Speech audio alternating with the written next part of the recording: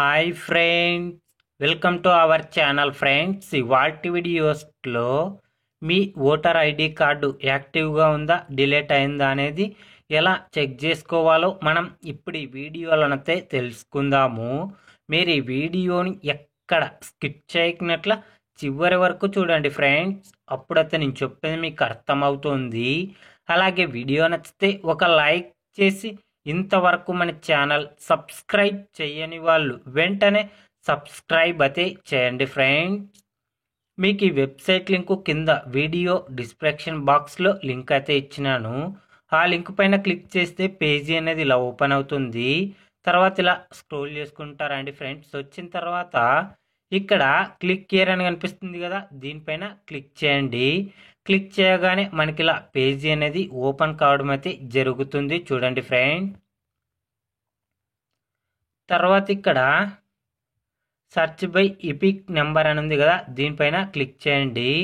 తర్వాత ఇక్కడ మీ voter ID card మీద ఒక నెంబర్ ఉంటుంది కదా, ఆ నెంబర్ని అయితే ఇక్కడ ఎంటర్ చేయండి ఫ్రెండ్.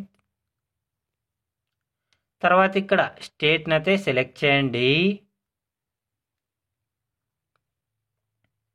తర్వాత ఈ క్యాప్చాని ఇక్కడైతే ఎంటర్ చేయండి ఫ్రెండ్. క్యాప్చా ఇచ్చిన తర్వాత సెర్చ్ పైన క్లిక్ చేయండి.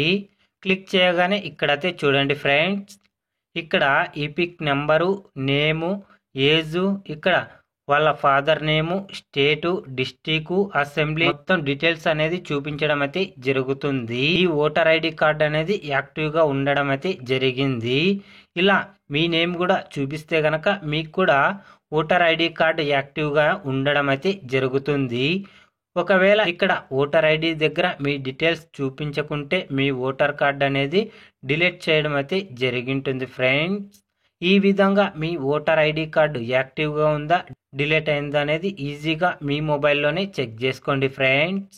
ఓటర్ ఐడి కార్డు గురించి ఏ చిన్న అప్డేట్ వచ్చినా వెంటనే తెలుసుకోవాలి అంటే వెంటనే మన ఛానల్ని సబ్స్క్రైబ్ అయితే చేయండి friends. Thank you for watching my video.